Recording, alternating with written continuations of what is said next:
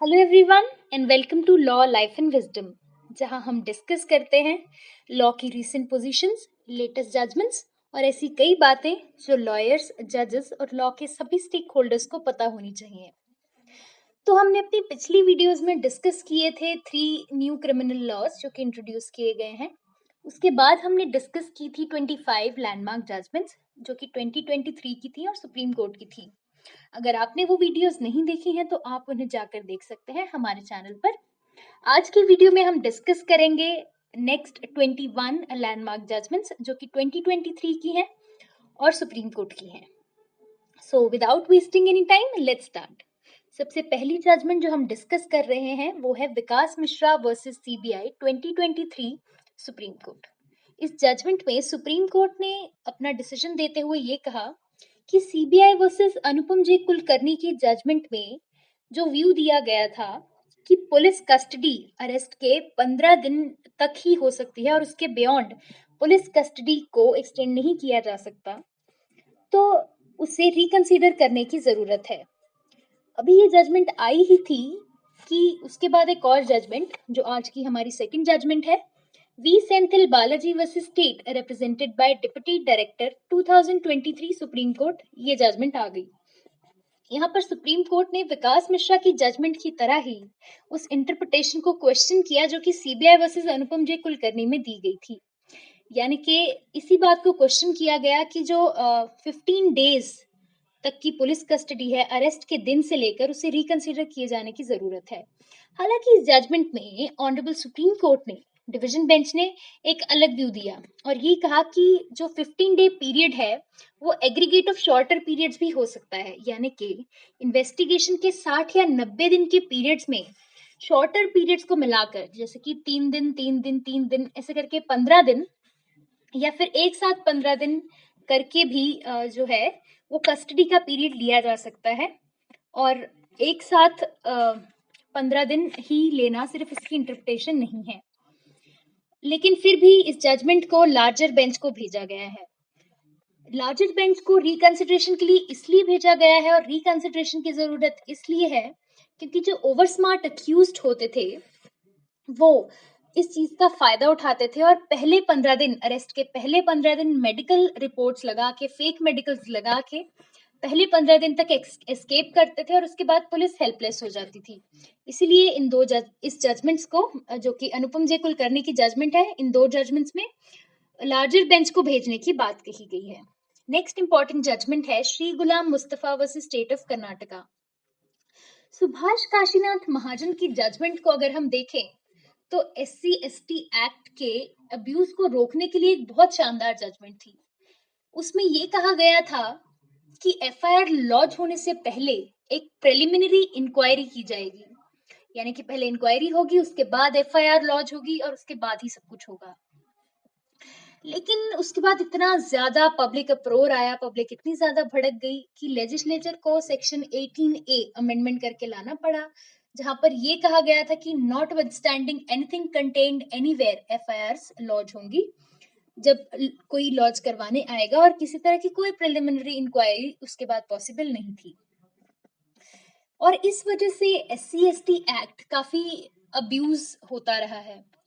तो supreme court ने इसी चीज को ध्यान में रखते हुए Shri Ghulam Mustafa versus state of Karnataka में ये कहा है कि before invoking stringent laws like SC/ST act, police officers को विजिलेंट रहना चाहिए, अवेयर रहना चाहिए। किसी को भी गुलाम बनाने से पहले थोड़ा ध्यान दें। Shri Ghulam Mustafa versus state of Karnataka 2023 supreme Court. Next important judgment है Aureliano Fernandes versus state of Goa.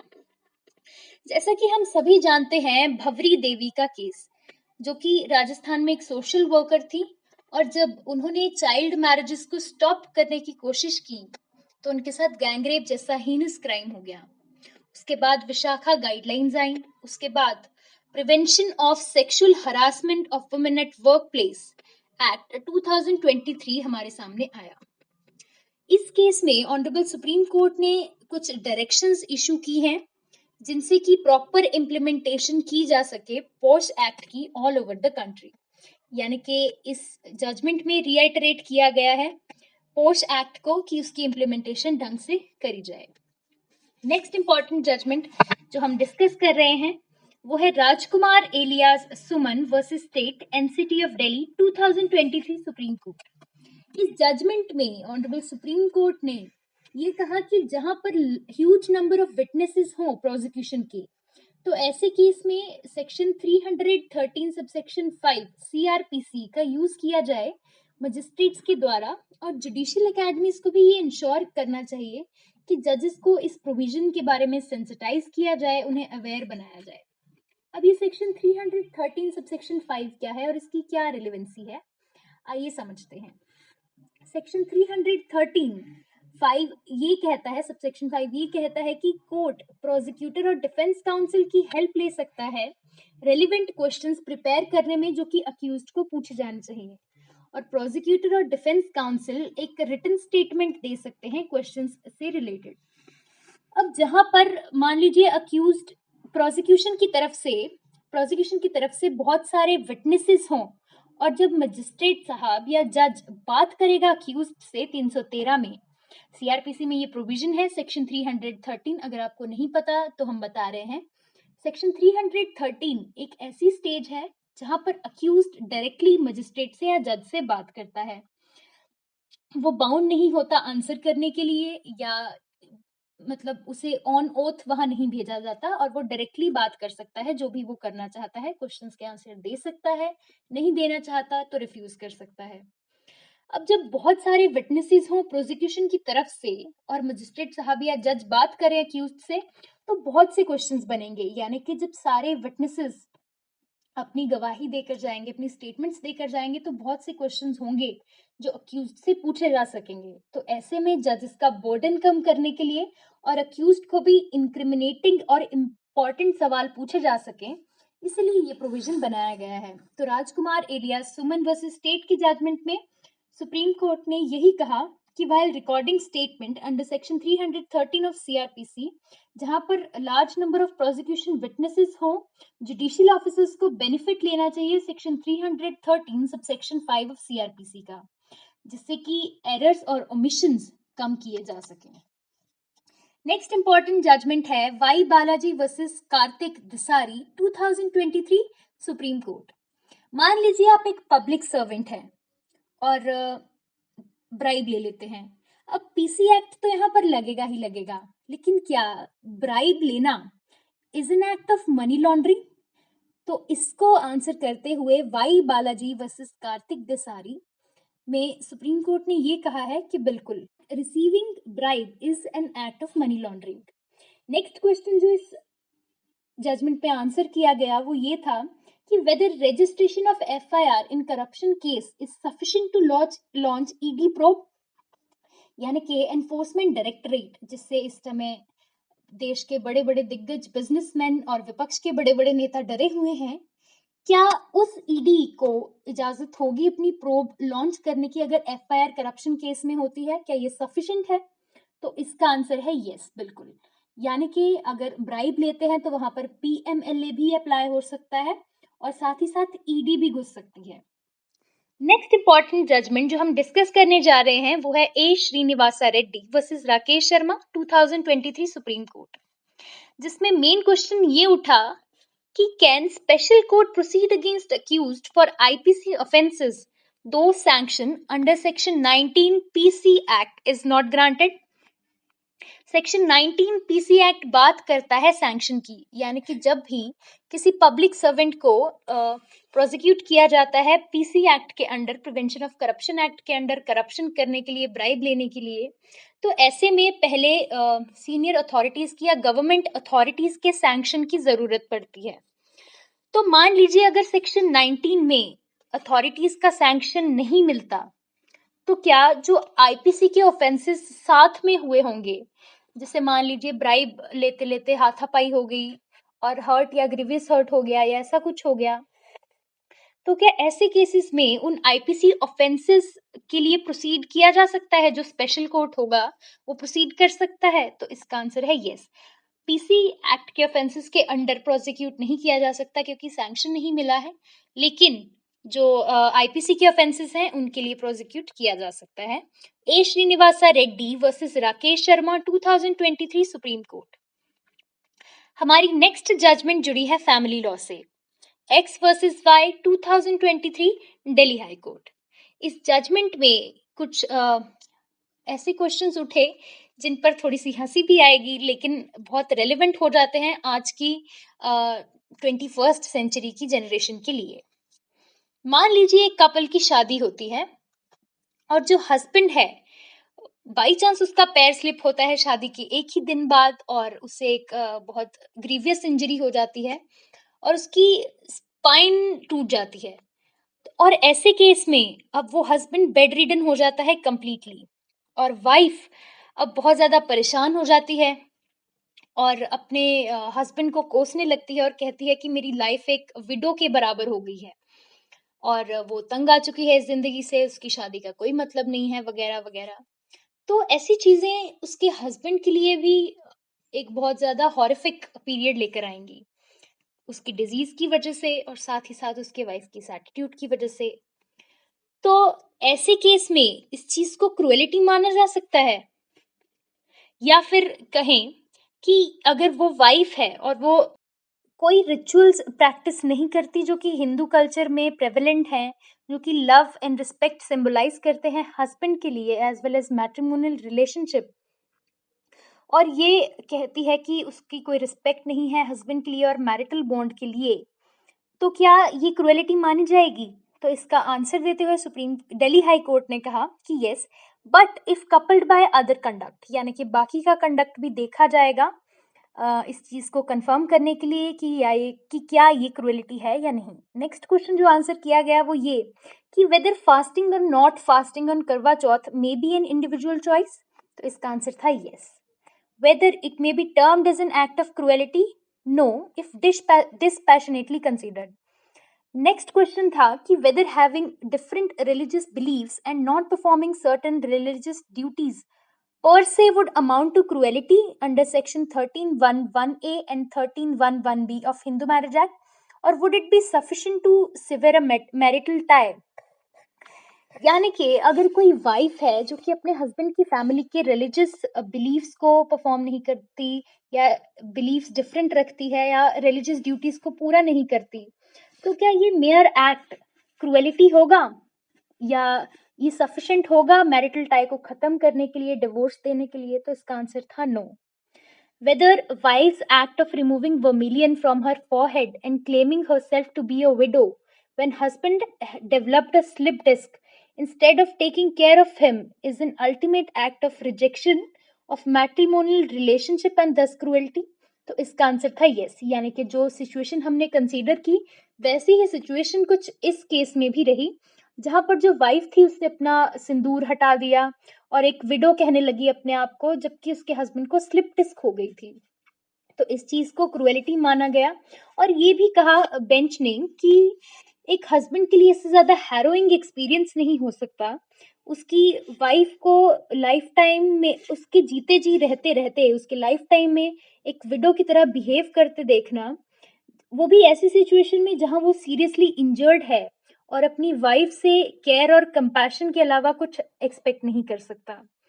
तो अनडाउटेडली ऐसा वाइफ का ऐसा conduct can be termed as extreme cruelty towards the husband. आपके इस जजमेंट पर क्या विचार है, हमारे साथ साझा करें कमेंट सेक्शन में। नेक्स्ट जजमेंट जो हम डिस्कस कर रहे हैं वो है Kavish Gupta versus state of Chhattisgarh. इस जजमेंट में सुप्रीम कोर्ट ने सीरियस कंसर्न एक्सप्रेस किया है over the delay in consideration of anticipatory bail or regular bail applications by the high courts। इस जजमेंट में जस्टिस सी.टी. रविकुमार और जस्टिस संजय कुमार ने यह ऑब्जर्व किया कि despite repeated judicial pronouncement of supreme court in there is lack of efficiency in listing and disposal of anticipatory bail applications।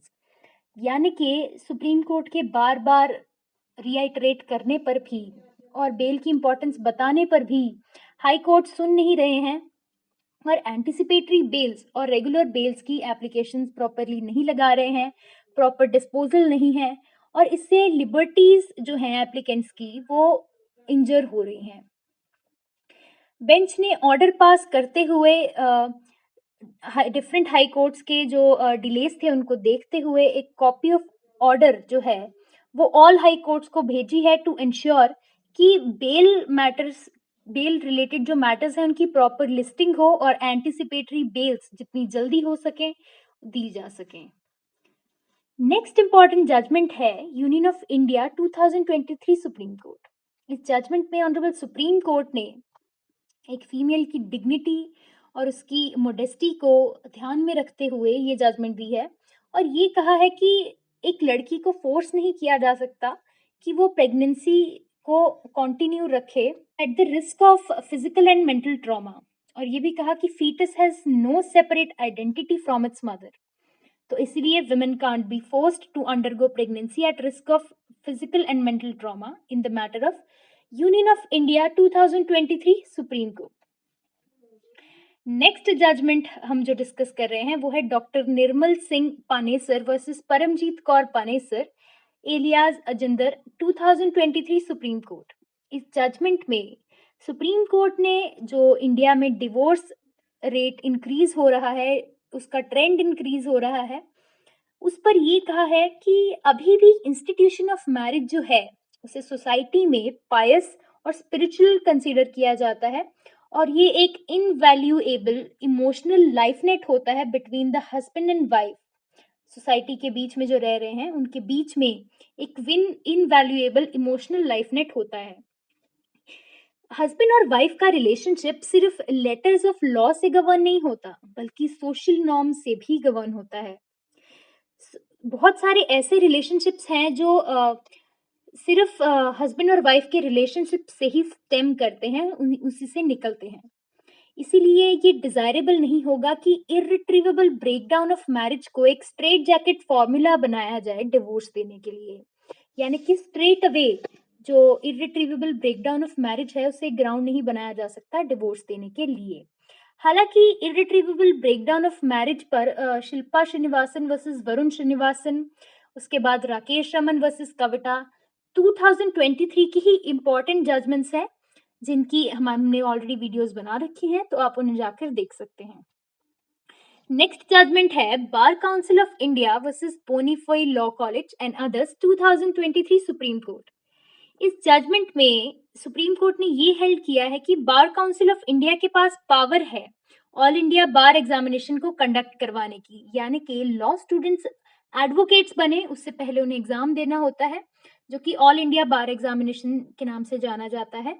और इस case में सुप्रीम कोर्ट ने अपहेल्ड की है बार काउंसिल ऑफ इंडिया की पावर्स कि वो लॉ ग्रेजुएट से एग्जाम ले सकें to practise to make them eligible to practise law in Indian courts. इस जजमेंट में ओवररूल किया गया वी सुधीर की जजमेंट को।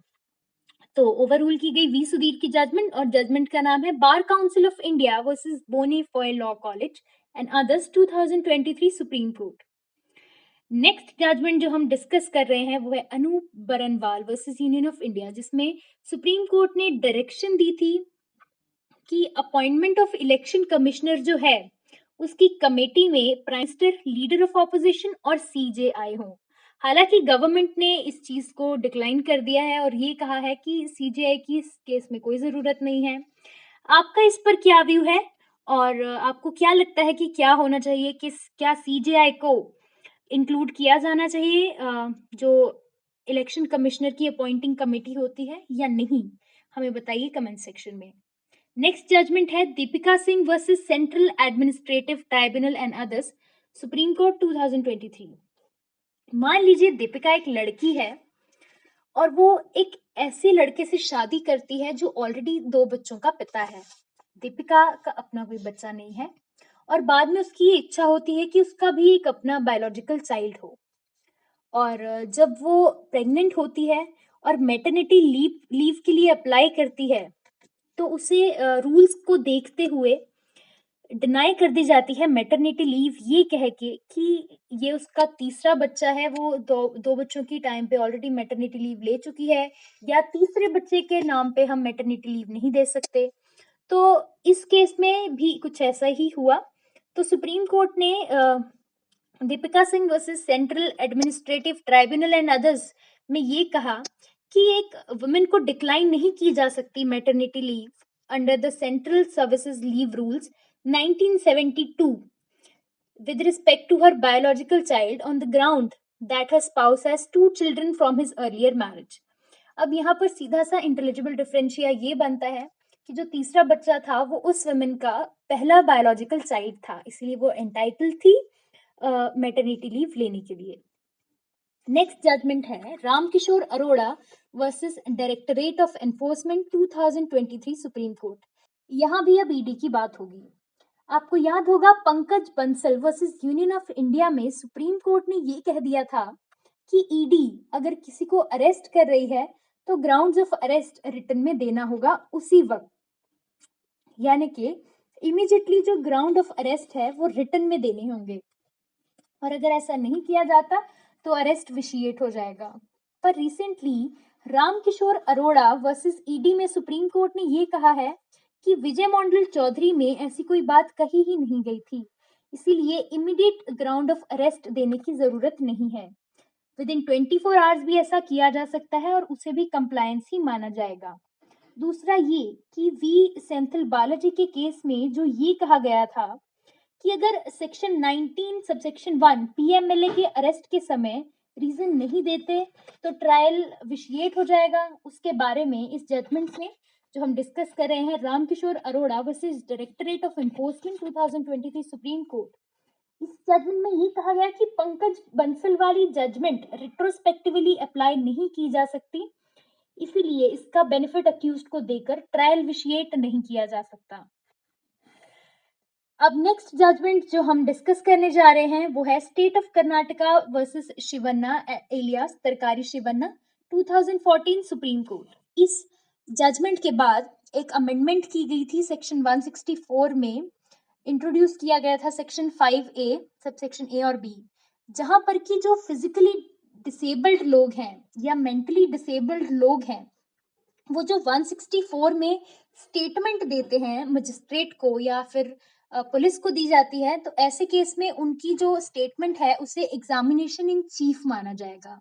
हालांकि इस अपग्रेडेशन को यूनिवर्सल नहीं बनाया गया था और ये सिर्फ फिजिकली डिसेबल्ड या मेंटली डिसेबल्ड लोगों तक के लिए रखी गई थी। इसके बाद नेक्स्ट जजमेंट भी इसी से जुड़ी हुई है, Imran Shabir Gauri versus state of Maharashtra 2021 Bombay high court. इस रूलिंग में बॉम्बे हाई कोर्ट ने अर्ज किया है सेंट्रल एंड स्टेट गवर्नमेंट को कि वो एक अमेंडमेंट लेकर आए रेलेवेंट लॉज में, और जो मजिस्ट्रेट के आगे स्टेटमेंट दी जाती है सेक्शन 164 सीआरपीसी में उसे एग्जामिनेशन इन चीफ का स्टेटस दिया जाए। डिवीजन बेंच में जस्टिस प्रसन्ना बी वराले और जस्टिस श्रीराम एम मोदक ने ये कहा कि एक विक्टिम का ट्रॉमा सिर्फ उस इंसिडेंट के साथ ही खत्म नहीं हो जाता जो उसके साथ हुआ, वो सिर्फ ट्रायल के बाद केस होने के बाद अचानक से यू टर्न नहीं ले सकती सब कुछ भूल के। हम कंसीडर करते हैं, हम सोचते हैं, होप करते हैं कि लेजिस्लेचर जो है वो प्रैक्टिकल रियलिटीज को समझेगी जो एक विक्टिम को फेस करनी पड़ती हैं। अब ऐसा हुआ क्या जो बॉम्बे हाई कोर्ट को ये बातें कहने पर मजबूर कर दिया गया, तो वो ये थी कि एक 39 ईयर ओल्ड मैन था जो कि अपनी ही माइनर बेटी को जो कि 14 इयर्स ओल्ड थी अक्यूज था रेप के केस में, यानी कि उसने उसका रेप किया था। और बाद में विक्टिम ने पहले तो स्टेटमेंट दे दी 164 में, लेकिन बाद में उसने रिफ्यूज कर दिया अपनी स्टेटमेंट को सपोर्ट करने में at the time of trial. और कोर्ट को बड़ा दुख लगा इस बात से कि किन्हीं रीजन की वजह से शायद वो उस स्टेटमेंट को सपोर्ट नहीं कर पाई। हालांकि कोर्ट ने अपहेल्ड किया कन्विक्शन को जो कि आईटी एक्ट में की गई थी for taking child's nude photographs on his mobile phone, यानी कि उस फादर ने ना सिर्फ बच्ची का रेप किया बल्कि उसके साथ साथ फोटोग्राफ्स भी ली और वीडियोस भी बनाए, तो उसके लिए तो कन्विक्ट किया गया, लेकिन रेप के केस में उन्हें छोड़ना पड़ा। बेंच ने कहा कि ऐसी अमेंडमेंट जरूरी है, यानी कि 164 में जो स्टेटमेंट दी जाती है उसे एग्जामिनेशन इन चीफ बनाए जाने के लिए जरूरी है अमेंडमेंट किया जाए ताकि ऐसी सिमिलर सिचुएशंस जो हैं वो फ्यूचर में अवॉइड की जा सके। सिचुएशन वारंट करती है कि मतलब जो सिचुएशन है वो दिखाती है कि सेक्सुअल इंटरकोर्स हुआ, लेकिन कोर्ट के हैंड्स टाइड हैं, कोर्ट के हाथ बंधे हुए हैं प्रोविजंस ऑफ लॉ की वजह से, क्योंकि विक्टिम ने जो अपनी स्टेटमेंट को सपोर्ट नहीं किया, उस वजह से अब कोर्ट कुछ नहीं कर सकती और कोर्ट को अक्विट करना पड़ा।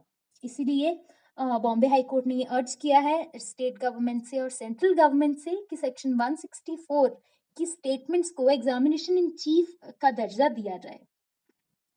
नेक्स्ट जजमेंट जो बहुत इंपॉर्टेंट है, बेल से ही जुड़ी जजमेंट है, वो है Ranjit Digal versus state of Odisha 2023 supreme Court. हमने अपनी पिछली वीडियोस में बेल की बहुत सारी जजमेंट्स को डिस्कस किया और बेल के बारे में बहुत कुछ जाना, बेल की कंडीशंस कैसी होनी चाहिए, क्या कंडीशंस लगाई जा सकती हैं, इन सभी चीजों पर हमने बात की। लेकिन क्या लिमिटेड टाइम पीरियड के लिए बेल दी जा सकती है? यानी कि अगर कोई अक्यूज्ड है, उसे बेल आउट कर रहे हैं, तो क्या सिर्फ 3 महीने की बेल दी जा सकती है? तो सुप्रीम कोर्ट ने हाई कोर्ट के ओडिशा हाई कोर्ट के एक ऑर्डर को डिसअप्रूव करते हुए ये कहा कि ऐसा नहीं किया जा सकता, यानी कि सिर्फ 3 महीने की बेल नहीं दी जा सकती। Ranjit Digal versus state of Odisha, यानी कि बेल दी जाए तो पूरी दी जाए, वरना ना दी जाए। नेक्स्ट जजमेंट जो हम डिस्कस कर रहे हैं वो है state of Haryana versus Dharmraj 2023 supreme court. Finally एक बहुत ही उलझा हुआ मुद्दा जिस पर बहुत रायता फैला हुआ था बहुत जजमेंट्स के कारण, वो ये कि can anticipatory bail be granted to proclaimed offenders, यानी कि जो प्रोक्लेम्ड ऑफेंडर्स हैं उन्हें एंटिसिपेटरी बेल दी जा सकती है। तो पंजाब हरियाणा हाई कोर्ट इस पर कुछ कह रहा था और कोर्ट्स कुछ कह रहे थे, तो सुप्रीम कोर्ट ने फाइनली इसे आंसर करते हुए ये कहा कि only in exceptional and rare cases में एंटिसिपेटरी बेल दी जा सकती है प्रोक्लेम्ड ऑफेंडर्स को। अब नेक्स्ट जजमेंट जो हम डिस्कस कर रहे हैं वो है ऑल इंडिया जजेस association and others versus Union of India. इस जजमेंट में यंग जुडिशियल ऑफिसर्स को बहुत डिमोटिवेट करने वाली बात की गई थी। हालांकि इससे पहले धीरज मोर और पूर्णिमा पई जैसी जजमेंट्स भी थी जो कि और ज्यादा डिमोटिवेटिंग थी, क्योंकि इनके बाद बहुत कम स्कोप बच जाता है जुडिशियल ऑफिसर्स का हाई कोर्ट तक पहुंचने का। फिलहाल AIJA ऑल इंडिया जजेस association versus Union of India में सुप्रीम कोर्ट ने दोबारा से एक झटका देते हुए ये कहा है कि सुप्रीम कोर्ट ऐसी डायरेक्शंस नहीं दे सकता कि 50% हाई कोर्ट जजेस डिस्ट्रिक्ट जुडिशरी से आए। इस केस में ये प्रे किया गया था कि अगर बार के कोटा से वैकेंसी फिल नहीं हो रही है और 6 महीने तक वेकेंट रहती है, यानी कि अगर कॉम्पिटेंट एडवोकेट्स नहीं मिल रहे जजेस बनने के लिए और 6 महीने तक वैकेंसी ऐसे ही रह रही है, तो उसे बेंच के थ्रू फिल किया जाए, यानी कि डिस्ट्रिक्ट जजेस को प्रमोट करके हाई कोर्ट लाया जाए। पर सुप्रीम कोर्ट ने इस केस को डिसमिस किया है और किसी तरह का रिलीफ देने से मना कर दिया है। नेक्स्ट जजमेंट जो है वो है Shaheen Abdullah versus Union of India 2023 supreme Court. ये बहुत ही ज्यादा लैंडमार्क जजमेंट रही 2023 की। इस जजमेंट में बेसिकली ये कहा गया कि बिना किसी फॉर्मल कंप्लेंट का वेट करे, irrespective of religion of the offender, ये इंश्योर करने के लिए कि जल्दी से जल्दी कार्रवाई हो, ऐसे ऑफेंसेस में जो अट्रैक्ट करते हैं section 153A, 153B, 295A and 505 of IPC, तो ऐसे केसेस में जो मजिस्ट्रेट्स हैं वो सुओ मोटो एक्शन ले to register cases even if no complaint is forthcoming. यानी कि ये जजमेंट अगेंस्ट रही हेट स्पीच के। यानी कि अगर आप भी एक मजिस्ट्रेट हैं, इस वीडियो को देख रहे हैं और आपके जुरिस्डिक्शन में कोई हेट स्पीच का केस होता है, तो आपके पास पावर है सुओ मोटो एक्शन लेने की और सुओ मोटो कंप्लेंट लॉन्च करने की। तो हमारी आज की जजमेंट्स होती हैं यहीं पर खत्म। और थैंक यू फॉर वॉचिंग। उम्मीद है आज आपने कुछ नया सीखा होगा और आप इसी तरह हमारे साथ जुड़े रहेंगे आगे और जजमेंट्स जानते रहने के लिए, ताकि आपकी एग्जाम की जर्नी इजीली फैसिलिटेट हो सके। Thank you for watching. Stay connected. Thank you.